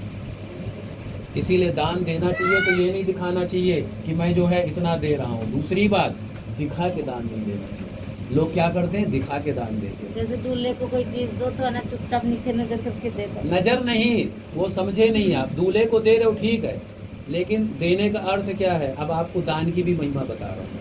दान की महिमा ये है, जैसे कोई बच्चा पढ़ने में बहुत मतलब पैसे की व्यवस्था नहीं है, चुपचाप जाके उसकी मदद करो, किसी को मत बताओ। किसी गरीब की बेटी है, उसकी शादी की व्यवस्था नहीं हो पा रही, गरीब है, परेशान है। वाकई में आजकल लोग दिखाने के लिए गरीब होते नहीं है, तो चुपचाप जाके मदद कर दो। किसी का रोजगार नहीं लग रहा हो, नौकरी नहीं लग रही हो, चुपचाप लगवा दो, किसी को भनक तक न लगने दो। किसी का शादी नहीं हो रहा है, शादी में जाकर के हेल्प करा दो। किसी का घर नहीं बन पाया है काफ़ी टाइम से, चुपचाप जाकर के घर बनवा के उसको चाबी पकड़ा दो। ये होता है दान, ये होता है धर्म, लोग धर्म क्या करते हैं? लोग एक दूसरे को काट के, मार के, छीन के, तड़पा तड़पा के दान करते हैं। दान वो नहीं होता है। दान वो होता है कि देने वाले को पता ना चले, कि दूसरे को ना पता चले हमने दिया क्या। अगर आपने दूसरे को बता दिया, वो दान आपका खत्म, गया काम से। इसीलिए जीवन में कुछ भी पुण्य करो, ज्यादा बखान मत करो उस चीज। बखान करोगे कट जाएगा ये। अब मैंने जैसे का कथा भागवत कर रहे हो, इसको करने से क्या होता है? इसको करने से हम लोग बैठे हैं, अगर वाकई में हमारा मन भगवान के चरणों में है, हमें टाइम का पता नहीं रहेगा कितना टाइम हम बैठे हैं। हमें भूख नहीं लगेगी, प्यास नहीं लगेगी, दर्द नहीं होगा शरीर में, चिंता नहीं होगी किसी चीज़ की, क्योंकि हम यहाँ बैठे हैं। और अगर हम यहाँ बैठने की जगह यहाँ बैठेंगे ना, यहाँ पे हमें भूख लगेगी बहुत जोर से, हमें प्यास लगेगी बहुत जोर से, हमें जो है चिंता होएगी बहुत जोर से। तो यही परीक्षा होती है भगवान की। भगवान कहते हैं अगर आपने अपना मन भगवान को समर्पित कर दिया, अगर आपने अपने आप को समर्पित कर दिया, तो भगवान आपके सारे कष्ट काट देंगे। जन्म जन्मांतरों के जितने कष्ट क्लेश हैं, जितनी परेशानियां हैं, जितनी दुख विपत्तियां हैं, जितने कष्ट क्लेश हैं, उन सब का खात्मा कर देंगे। लेकिन कैसे करेंगे? अपना मन भगवान को सौंपना होगा। जब तक मन नहीं सौंपोगे तब तक काम नहीं होगा। तो इस तरीके से जो है भगवान को अपना मन सौंपो, मन सौंपो, अपने आप को सौंपो। जैसे पुत्र पिता को अपने आप को सौंप देता है, माता पिता को, इसी तरीके से अपने आप को भगवान को सौंप दो। और भगवान अगर रुलाए तो जी भर के रो लो, भगवान अगर हंसाए तो जी भर के हंस लो। भगवान की लीला में ही अपने आप को मानो, भगवान की कथा में ही अपने आप को मानो, भगवान के जीवन में ही अपने आप को मानो। अगर ऐसा करोगे आपका कल्याण हो जाएगा। तो वो वैश्य ने ऐसा नहीं किया था। भगवान ने संतान दिया, कथा नहीं सुनी। जब उसकी बेटी विवाह के योग्य हो गई, कथा नहीं सुनी। तो भगवान को किसी चीज की आवश्यकता नहीं, जैसे मैंने कहा पाप पुण्य। लेकिन भगवान उसकी परीक्षा लिए। क्यों लिए परीक्षा? क्योंकि जिसका जितना गहरा प्रेम होता है ना, जैसे कोई लड़का लड़की आपस में बहुत प्यार करते हैं, तो परीक्षाएं भी होती हैं। परीक्षाएं भी होती हैं। परीक्षाएं ये होती है कि मेरे लिए कौन कितना कर रहा है। तो भगवान प्रेम को परखने के लिए, जैसे हम किसी से प्रेम करते हैं परखने के लिए, तो भगवान अपने भक्तों को परखने के लिए कि ये कच्चा है कि पक्का है। जैसे मिट्टी का घड़ा है, जब उसको आग में सेका जाता है तब वो पक्का हो जाता है, लेकिन उससे पहले कच्चा रहता है। तो भगवान देखते हैं कि ये कच्चा है कि पक्का है, उसको पका पका के बिल्कुल अच्छा सा बना देते हैं। और एक बात और बता दूं, कड़वी बात बोलने जा रहा हूँ। भगवान जिससे प्रेम करते हैं उससे सब कुछ छीन लेते हैं। ये भी बता दूं आपको। क्या छीनते हैं? रुपया पैसा छीन लेते हैं, परिवार छीन लेते हैं, इज्जत छीन लेते हैं, सम्मान छीन लेते हैं, सब कुछ छीन लेते हैं। अब आप कहोगे ये कैसा प्यार जो सब कुछ छीन ले? तभी तो आप इनके बनोगे, नहीं तो पैसे में मन लगा रहेगा, बीवी बच्चों में मन लगा रहेगा, घर परिवार में मन लगा रहेगा, है ना? दंड में डालेंगे तो आज कहाँ? हाँ, तो कहने का अर्थ क्या है? भगवान में मन लगाने। लेकिन ऐसा नहीं है, तो मैं एक आपको ये बात बताया हूँ। तो भगवान ने उनकी परीक्षा ली और जा कर के वो दोनों ससुर जमाई वहाँ गए व्यापार करने। वहाँ पर जो है उनको एक जो है चोर चोरी करके जा रहा था राजा के यहाँ से, तो वहाँ पे देखा कि सैनिक मेरे पीछे पड़े हुए हैं। उसने जा कर के वो सारा धन उनकी नाव में रख दिया और वो चोर भाग गए। होता है ऐसा, आपके घर में कोई हथियार पड़ा हो, कोई गलत चीज़ पड़ा हो, पुलिस आएगी, आपने ना भी किया हो तब भी आपको पकड़ के ले जाएगी। संग का भी यही फर्क होता है, जैसा संग करोगे वैसा पाओगे। आपकी किसी जो है जुआरी से दोस्ती है, आप जुआ कभी नहीं खेलते, उसके साथ बैठे हो, जब पुलिस रेड पड़ती है, जब पुलिस आती है, आप जुआ ना भी खेलो आपको पकड़ के ले जाएगी, क्योंकि आप उसके साथ थे। आपके घर में कोई हथियार रखा हो और आप यूज ना किए हो, लेकिन पुलिस को मिल गया है, आपको ले जाएगी पुलिस। वो तो है ही। ऐसे ही अगर अच्छे के संग मेरे साथ बैठे हो, मैं अपने आप को अच्छा नहीं मानता, किसी साधु संत के साथ बैठे हो, पंडित जी के पास बैठे हो, कोई आएगा दूर से आपको भी पंडित जी समझेगा। सच बता रहा हूँ, मेरे को तो प्रणाम करेगा करेगा, आपको भी प्रणाम करेगा। और तो और दक्षिणा और वस्त्र भी मिलेगा। कोई अगर आएगा मुझे 10 रुपया देगा, आपको भी 5 रुपया देगा। ऐसा नहीं कि आपको नहीं देगा। तो संघ का हुआ कि नहीं हुआ है? संघ का हुआ ना फर्क। तो क्या करना है जीवन में? संग अच्छा करो, दोस्ती अच्छी करो, दोस्ती ऐसी करो, दोस्ती करना तो यूं जैसे इनायत करना, वरना बेकार है रिश्तों की तिजारत करना। दोस्ती अच्छी सी करो, जहाँ से आपके काम को बढ़ावा मिले, आपको आगे बढ़ने की प्रेरणा मिले। जीवन में ऊंचा सोचो, कभी ये मत सोचो मैं झुग्गी में पैदा हुआ, झुग्गी में पला बड़ा। मन में ये भावना रखो मुझे राष्ट्रपति बनना है, मुझे प्रधानमंत्री बनना है, ये भावना रखो। अभी मेरे को एक छोटा सा बच्चा मिला पीतमपुरा गांव में, कह रहा है मैं पंडित जी में बड़ा होकर प्रधानमंत्री बनना चाहता हूँ। मैंने कहा वाह, 7 साल का बच्चा, इतनी बड़ी बात। अपने मन को कभी छोटा मत समझो, कभी मत समझो छोटा, बहुत बड़ा समझो। ये सोचो मुझे जीवन में बहुत बड़ा अचीवमेंट हासिल करना है, बहुत बड़ा बनना है। जब कोशिश करोगे ना, तो कहते नहीं जब गंगा जी के पास जाओगे तो अगर गंगा जी में नहा भी नहीं सके, गंगा जी का छींटा पड़ जाएगा ना, पवित्र हो जाओगे।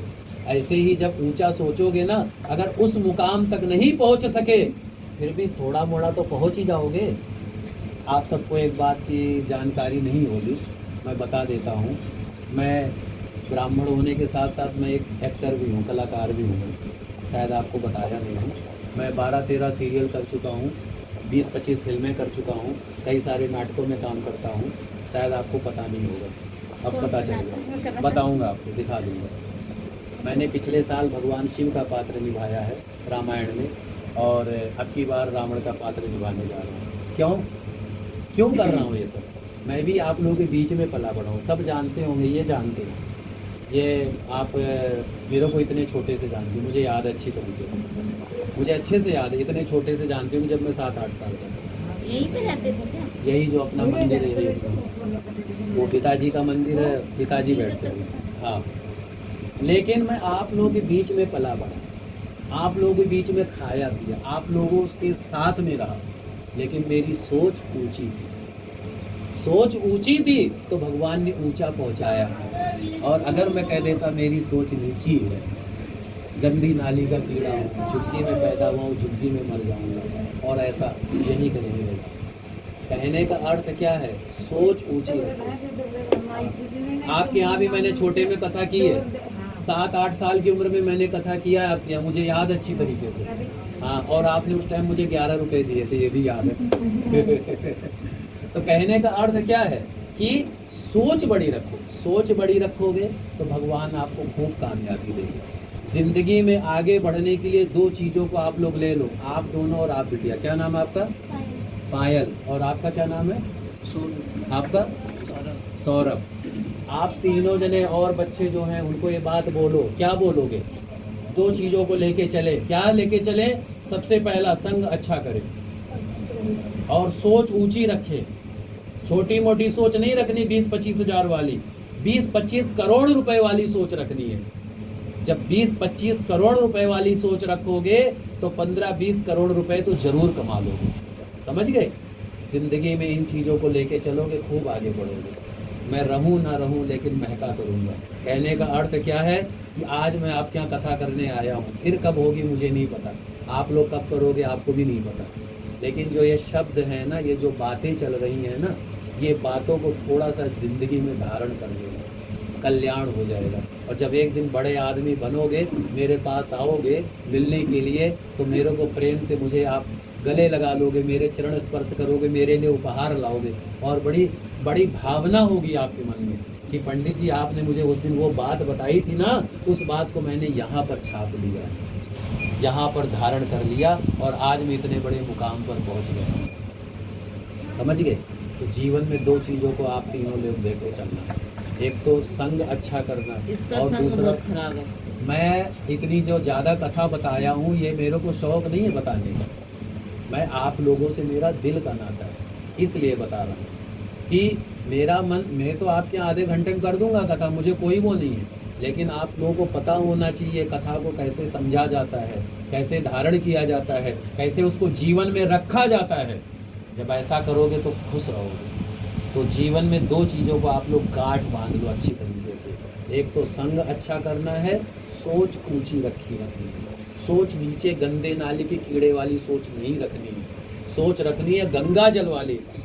ऐसा जल हो कि जिस जल से सारा संसार पवित्र हो जाए, जिस जल से स्नान करने से सारा संसार का कल्याण हो जाए। अपने आप को गंगा जल के समान मानना है, अपने आप को गंदी नाली का कीड़ा नहीं समझना है, अपने आप को गंगा जल बनाना है, अपने आप को जो है इतना ऊंचा उठा देना है कि लोग आपसे क्या कहें, भगवान भी आपसे आकर के कहे, क्या कहे, खुद ही को कर बुलंद इतना कि हर तकदीर के आगे खुदा बंदे से खुद पूछे बता तेरी रजा क्या है।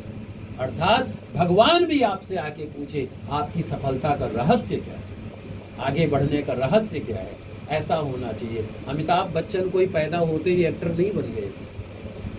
भारत के प्रधानमंत्री श्री नरेंद्र मोदी जी पैदा होते ही प्रधानमंत्री नहीं बन गए थे। राष्ट्रपति डॉक्टर APJ अब्दुल कलाम पैदा होते ही राष्ट्रपति नहीं बन गए थे। वो भी हमारे आपके जैसे ही हैं। मोदी जी चाय बेचा करते थे, गरीबी इतनी थी चाय बेचा करते थे। और आपके जितने भी लोग हैं, आप सबकी हिस्ट्री उठा के देखिएगा, कोई भी चांदी की चम्मच लेके नहीं पैदा हुआ, सब गरीबी में परेशानियों में ही पले बढ़े। लेकिन सोच ऊंची रखने की वजह से आपको कभी मैं अपनी प्रोफाइल दिखाऊंगा, आप कहोगे पंडित जी आप अपना ऑटोग्राफ दे दो, फोटो खिंचवा लो, ऐसे कहोगे ना। जितना तक भगवान की कृपा से काम करने का अवसर मिला, इनके आशीर्वाद से, आप लोगों के प्यार से, इनके आशीर्वाद से। तो कहने का अर्थ सोच ऊंची रखो। तो भगवान ने जब परीक्षा लेनी चाहिए, पकड़े गए वो दोनों वैश्य और वो उसका दामाद, उनको जेल में डलवा दिया गया। इधर इनकी पत्नी ने बड़े प्रेम से भगवान की कथा की और कहा कि मेरे पति और दामाद आ जाएं। पति और दामाद आए, आकर के जो है फिर जो है राजा ने उनकी हथकड़ी बेड़ी खुलवाई। राजा को भगवान ने स्वप्न में दर्शन दिया। जो दोनों वैश्य गए थे ना कमाने के लिए, भगवान ने उनको सपने में कहा, उन दोनों को चोरी के इल्जाम में जेल में बंद कर दिया गया था। तो भगवान उनके सपने में गए और बोले कि वो दोनों चोर नहीं हैं, वो दोनों व्यापारी हैं, उनको छोड़ दो। तो राजा ने उनकी बात, भगवान की बात को मानते हुए उसको छोड़ दिया, वैश्य को और उसके दामाद को। फिर वो घर पर आए, और जब घर पर आए तो जब यात्रा पर निकल रहे थे, और क्यों भगवान ने मदद की, क्योंकि उनकी पत्नी ने और उनकी बेटी ने वहाँ पर व्रत किया था कि मेरे पति और दामाद जल्दी ही आ जाए। तो इधर जो है जब जो है वो चलने लग गए, तो भगवान ने कहा एक बार और परीक्षा ले लूँ जरा। आदमी के पास परीक्षा 3 टाइम पे होती है। जब आपका शरीर बड़ा बलिष्ठ होता है ना, जिम करके बड़े तगड़े डोले सोले बना लिए, तो अगर आदमी किसी को अपनी घुरघुराहट ना दिखाए, अपनी हुड़क ना दिखाए, जान लेना भगवान की कृपा है। नहीं तो बॉडी सोडी यूँ बना करके कहते ओए चल इधर, ऐसे करते जा करके जो बॉडी बना लेते हैं।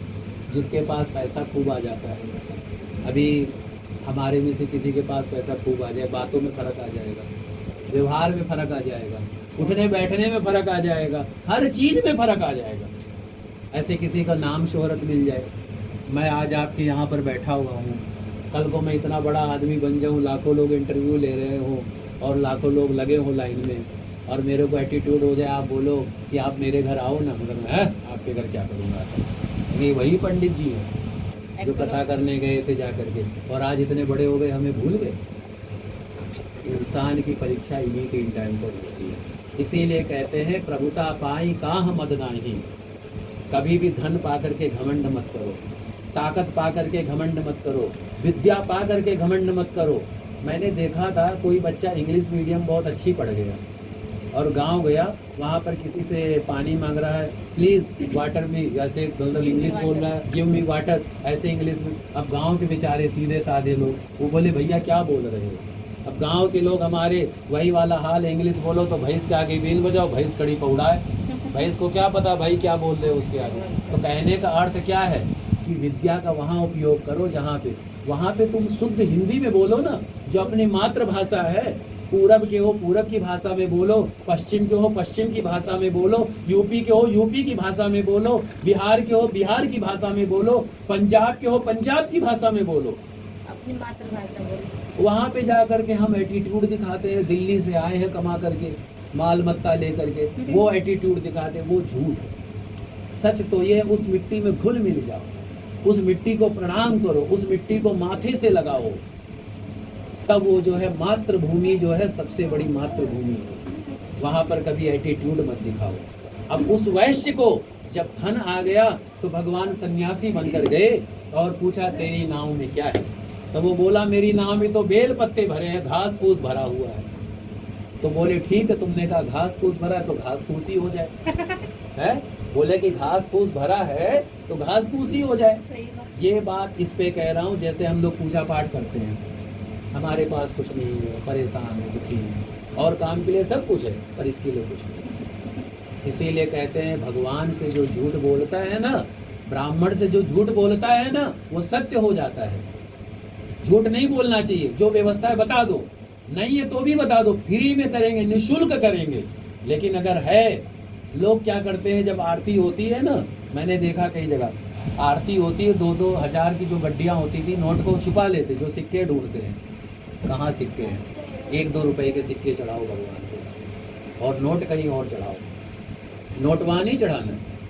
अभी तो कहने का मतलब कई लोग जैसे जाओ पूजन करने, वहाँ पे क्या करते, फटा पुराना नोट, सड़ा गला नोट, जहाँ कोई नहीं चलता चुपके से गल्लक में डाल देंगे। भगवान की थाली में कोई देख तो रहा नहीं है, क्या है डाल दो, अठन्नी चवन्नी चढ़ाते। मैं तो आश्चर्यचकित हूँ, आज के समय में लोग चवन्नी लेके बैठते कई जगह, 1-1, 2-2 रुपए के सिक्के बैठते, इतना सारा सिक्का लेके बैठ जाएंगे। पंडित जी ने कहा दक्षिणा चढ़ाओ, 1 रुपया यहाँ चढ़ाया, 1 रुपया यहाँ चढ़ाया, 1 रुपया यहाँ चढ़ाया। अब जब हो गया खूब सारा, ओह पंडित जी के पास तो बहुत सारी दक्षिणा हो गई, रेजकारी हो गई 150 रुपए की। ना ज्यादा पैसा वाले हो तो भी ज्यादा नहीं, ना, जो पैसे वाले वो बिल्कुल भी नहीं करते, जो गरीब है वो ज्यादा से ज्यादा करते हैं। पैसे वालों के पास ये नहीं होता है, पैसे वालों के पास ये नहीं होता है, गरीब लोगों के पास ये होता है, पैसे वालों के पास ये होता है। तो भगवान क्या कहते हैं, बेटा तू अगर मेरे को दिमाग लगा रहा तो मैं भी दिमाग ही लगाऊंगा, आ जा तू। रिश्ता यही होता है, जिस रिश्ते को आप यहाँ से लेके चलोगे ना, वो रिश्ता काफी लंबे टाइम तक चलेगा। जिस रिश्ते में ये लगा दोगे ना, वो रिश्ता कुछ ही टाइम तक चलेगा। तो भगवान से क्या कोई करता है, भगवान से रिश्ता लगाता है यहाँ का रिश्ता नहीं लगाता। हजारों करोड़ में कोई एक ऐसा होगा जो भगवान के साथ दिल का रिश्ता लगाता होगा। हर कोई दिमाग का रिश्ता लगाता है, इसलिए भगवान भी दिमाग का लगाते हैं। इंग्लिश में एक कहावत है बेटा, टिट फॉर टैट, जानते होगे, इंग्लिश तो पढ़ते होगे। टिट फॉर टैट, जैसे को तैसा, समझ गए, जैसे को तैसा। भगवान सन्यासी बन के गए हैं वैसे के पास और बोला तुम्हारी नाव में क्या है, बोले घास फूस भरे, बोले ठीक है घास फूस हो जाए। अब बनिया को सबसे ज्यादा अगर प्यार होता है ना, सबसे ज्यादा, तो बाप बड़ा ना भैया, सबसे बड़ा रुपया, रुपया से बहुत प्यार होता है। जैसे मैंने कहा 10 रुपए से 100 रुपए बना लेता है और रुपए में ही उसकी जान बसती है, रुपए में ही उसकी जिंदगानी बसती है, रुपए में ही सब कुछ बसता है, रुपए में ही उसकी ममता बसती, रुपए में उसके सारे रिश्ते, सारे नाते, सारा प्यार, सारा ममता रुपए में बसती है। सब कुछ रुपए में बसता है।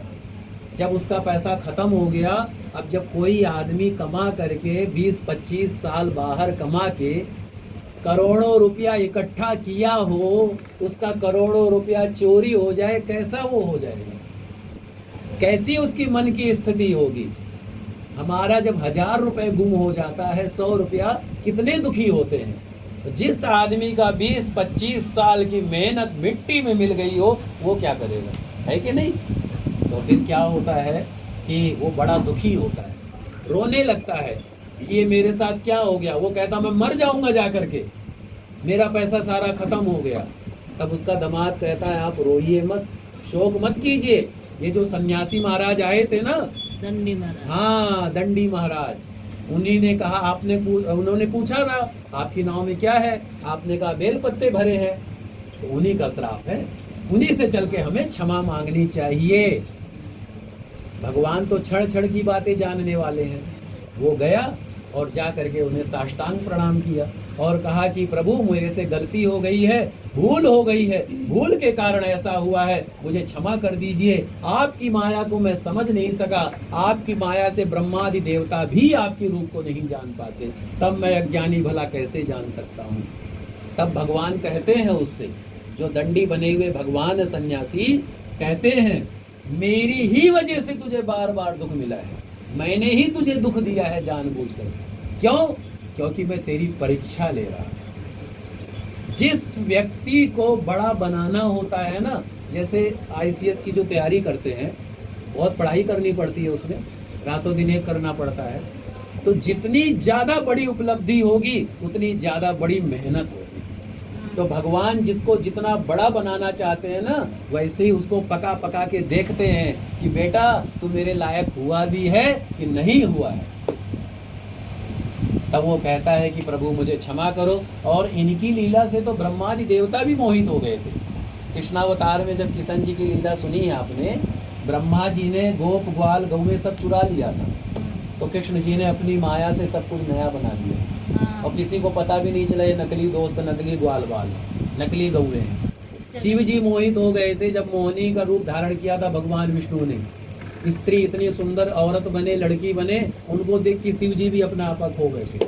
ये लीला थी शिव जी की, वाकई में ऐसा नहीं था, क्योंकि शिव जी ने कहा था कि भगवान आप ऐसा रूप धारण करना, आपकी लीला से मैं मोहित हो जाऊंगा, राक्षस लोग समझेंगे कि मेरे कैसे भगवान हैं जो एक स्त्री पर मोहित हो गए हैं, इसीलिए उनका मोह मेरे से छूट जाएगा, तब आप उनको जो है अमृत मत देना।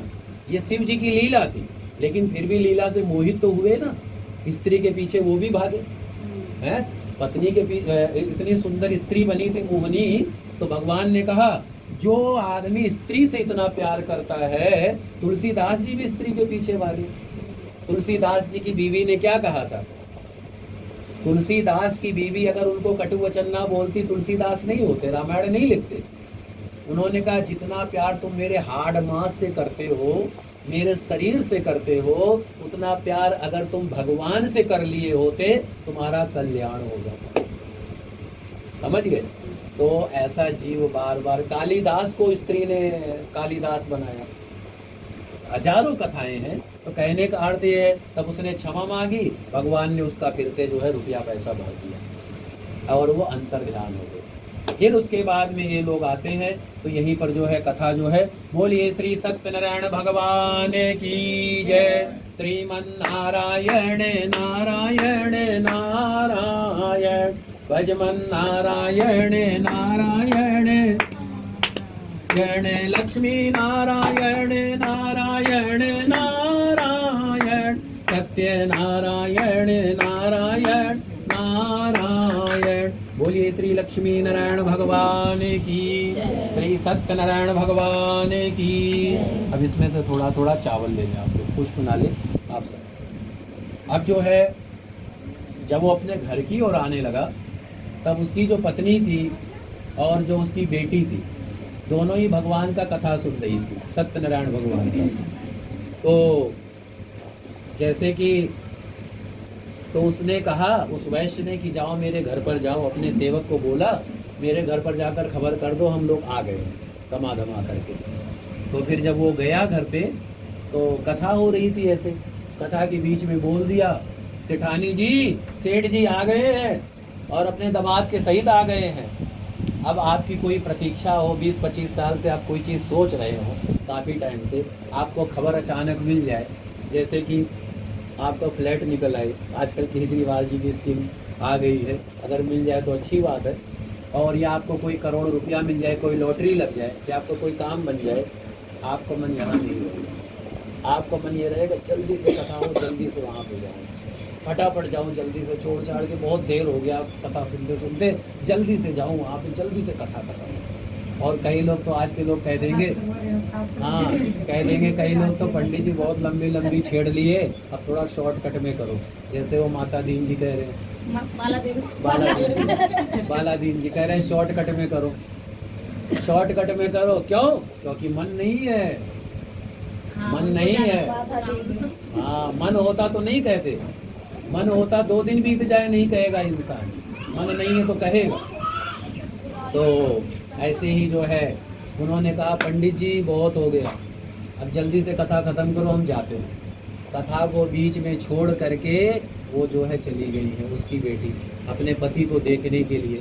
जैसे गई भगवान ने फिर माया रच दिया, फिर परीक्षा ली भगवान ने, उसके पति को नाव सहित पानी में डुबो दिया एक माया के कारण। अब वो देखी कि इतने दिन के बाद मेरा पति आया है, इतना सब पैसे रुपए कमा के आए हैं और ये अचानक ऐसी दुर्घटना हो गई है। वो बोली मैं जो है अपनी आत्मदाह कर लूँगी, मैं नहीं बचूंगी। तो जो है उसका जो पिता था वैश्य, उसने सबको बुलाकर कहा मेरे से या मेरे परिवार से कोई भूल हुई है उसके लिए प्रभु हमें क्षमा करे और उसके लिए हम आपको बारंबार प्रणाम करते हैं। तब उस समय शब्द हुआ आकाशवाणी के द्वारा कि तेरी कन्या मेरा प्रसाद छोड़ करके आई है, अगर ये घर जाएगी प्रसाद खा करके आएगी तो इसे इसका पति अवश्य मिलेगा। तो फिर जो है उसकी कन्या जो है जब सुनी, फिर जा करके अच्छे से पूजा किया, अच्छे से कथा लिया, प्रसाद लिया, चरणामृत लिया। उसके बाद आई, अपने पति के दर्शन किए और खूब सारा रुपया पैसा जो कमा के लाए थे वो सब बड़े खुश हुए। घर पर आए, बोले अब देर क्यों करते हैं, चलिए घर पर। घर पर आए, फिर जो है बड़े विधि विधान से कथा। उसके बाद में वो भगवान का ऐसा पक्का भक्त बन गया, हर महीने भगवान का कथा कराने लगा, हर पूर्णमासी को भगवान का कथा कराने लगा और भगवान की कृपा से वो सुखी सौभाग्य से संपन्न हो गया। बोलिए श्री सत्यनारायण भगवान की। श्रीमन्नारायण नारायण नारायण, भजमन नारायण नारायण नारायण, लक्ष्मी नारायण नारायण नारायण। अब जो है भगवान की एक और कथा है। एक राजा था, उसका नाम था तुंगध्वज। उस राजा का नाम था तुंगध्वज। एक बार क्या हुआ, वो राजा गया वन में गया और वन में गया जंगल में और वहाँ पर जाकर के शिकार खेल करके बैठा हुआ। काफ़ी मतलब पशुओं को मार करके, जीव जंतुओं को मार करके बड़ा खुश हुआ, आज मैंने इतने लोगों का शिकार किया है, इतने लोगों की बलि चढ़ाई है। भगवान की कृपा से जहाँ पर वो बैठा था कुछ ही दूरी पर भगवान की कथा हो रही थी बरगद के पेड़ के नीचे। तो वहाँ पर था तो उसने वहाँ जाकर प्रणाम किया भगवान को। और जब कथा वहाँ पर संपन्न हुई, ग्वाल बाल प्रसाद लेकर के आए, उसने प्रसाद नहीं दिया। बोले तुम नीच लोगों का प्रसाद मैं नहीं लेता हूँ, मैं इतना कुलीन राजा हूँ, इतना बड़ा धनी हूँ, तुम लोग गरीब ये वो प्रसाद नहीं ग्रहण करते। तो भगवान ने कहा ठीक है बेटा, अगर तूने ऐसा किया तो मैं भी तुझे बताता हूँ। तो जैसे ही राजा ने प्रसाद को छोड़ दिया, वो गया वहाँ पर। जब अपने महल के पास पहुंचा, उसको खबर मिली दूसरा राजा आपके क्षेत्र पर आक्रमण करने वाला है, आपके घर में बहुत बड़ा कोलाहल हो गया, आग लग गया है, सब कुछ स्वाहा हो चुका है। वो बड़ा दुखी हुआ। वो बोला जब तो यहाँ में वो ना हो, कहीं ऐसा ना हो भगवान सत्यदेव की ही कृपा से ऐसा कुछ हुआ हो। उसने कहा मैंने भगवान का प्रसाद छोड़ा था, भगवान को प्रणाम नहीं किया था, इसी वजह से मुझे ऐसा दंड भोगने को मिला है। अब मैं जाऊंगा भगवान का प्रसाद लेकर। वहाँ गया, उसने भगवान की कथा सुनी, प्रसाद लिया और जब महल में गया तो प्रभु की कृपा से सब कुछ ठीक हो गया। जो स्वाहा हो चुका था वो वहीं तक स्थगित रहा, बाद में सब कुछ अच्छा हो गया। जो राजा आक्रमण कर रहा था वो राजा आक्रमण नहीं किया। इस तरीके से भगवान की कथा है। अब जो लोग प्रेम पूर्वक भगवान की कथा को सुनते हैं या सुनाते हैं, तो जिसके संतान नहीं होती भगवान उसको संतान का आशीर्वाद देते हैं। जिसके काम काज में दिक्कत होती है भगवान उसके काम काज को बढ़ावा देते हैं। जिसके घर में कलह क्लेश बना रहता है उसके कलह क्लेश को खत्म करते हैं। जिसको शरीर से संबंधित बीमारियां होती हैं उसकी बीमारियों को दूर कर देते हैं। और अगर कोई किसी प्रकार कष्ट में हो उसके कष्टों को हर लेते हैं। जीवन में ऐसा कोई दुख नहीं है जो भगवान हर नहीं सकते। हम कितना भी पाप कर लें, हम उतना पाप नहीं कर सकते जितना भगवान उन पापों को क्षमा करने वाले हैं। तो इसीलिए भगवान सबकी मनोकामनाएं पूरी करते हैं। जो जैसी कामनाएं करता है उसकी वैसी वैसी कामनाएं पूरी करते हैं। अब जिन लोगों ने ये कथा किया था वो लोग अगले जन्म में क्या हुए? जो शतानंद नामक जो ब्राह्मण था ना, जो गरीब ब्राह्मण था, वो अगले जन्म में सुदामा हुआ और उसने भगवान श्री कृष्ण की भक्ति पाई, मित्रता पाई और धन से संपन्न होकर के भगवान की भक्ति की। महाराज उल्कामुख जो है अगले जन्म में राजा दशरथ बने हैं, जो प्रभु श्री राम जी का पूजन करके जो है। ऐसे ही जो है लकड़हारा जो भील था वो अगले जन्म में निषाद राज हुआ है, भगवान श्री राम का सबसे प्रिय मित्र हुआ है। और जो वैश्य था वो अगले जन्म में राजा मोरध्वज हुआ है। और ऐसे ही ये जो राजा जो है ये तुंगध्वज था, ये ही भी राजा जो है मनु हुए हैं, जिन्होंने बहुत से लोगों को भगवान की भक्ति में लीन किया है। इस तरीके से भगवान सबकी मनोकामनाएं पूरी करते हैं और हम सब की भी मनोकामनाएं भगवान सत्यनारायण पूरा करें। हम सबके जीवन में भक्ति, ज्ञान, वैराग्य, सुख, संपत्ति, धन, ऐश्वर्य का आशीर्वाद प्रदान करें। बोलिए श्री सत्यनारायण भगवान की जय। श्रीमन्नारायण नारायण नारायण भजमन नारायण। आप लोग भी भजन बोले, नारायण सत्य नारायण नारायण नारायण श्रीमन नारायण नारायण नारायण भजमन नारायण नारायण नारायण लक्ष्मी नारायण नारायण नारायण सत्य नारायण नारायण नारायण भजमन नारायण नारायण नारायण लक्ष्मी नारायण नारायण नारायण सत्य नारायण नारायण। बोलिए श्री सत्यनारायण भगवान की जय। श्री लक्ष्मी नारायण भगवान की जय। जल लीजिए हाथ में। हाँ, आप लोग हाथ लगाइए, सब लोग हाथ लगाइए। बोलिए अनया पूजया श्री सत्यनारायण व्रत कथा श्री सत्यनारायण श्री लक्ष्मी नारायण भगवान प्रियंताम नमः। ओम सदा शिवार्पणमस्तु। ये जल माथे पे लगाइए, आप भी लगाओ। बोलो ओम शक्राय नमः, ओम श्री विष्णवे नमः, ओम श्री विष्णवे नमः, ओम श्री विष्णवे नमः। ओम सदा शिव अर्पणमस्तु। भगवान जी के आशीर्वाद से श्री सत्यनारायण की कथा संपन्न हुई है और प्रभु श्री सत्यनारायण आप सबकी मनोकामना पूरी करें। इसी के साथ में श्री सत्यनारायण भगवान की जय। ठीक है, अब 10 मिनट का समय है, उसके बाद में फिर हवन पर बैठेंगे। ठीक है, आप चाय पिला दें तो बड़ी मेहरबानी होगी। चाय सबके लिए बना लेते हैं। हाँ, बना लीजिए। जय श्री राम।